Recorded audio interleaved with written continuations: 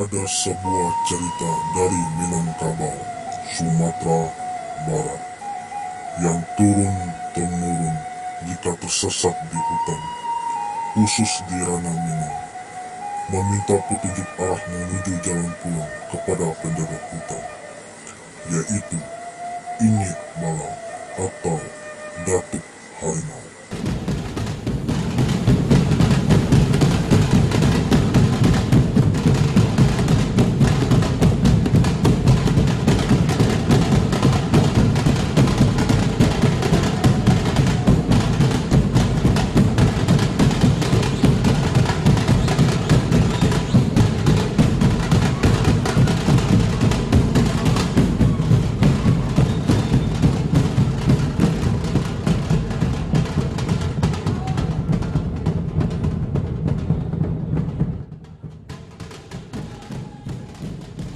Oh iya, kata orang-orang bila tersesat di hutan, jangan takut dan panik.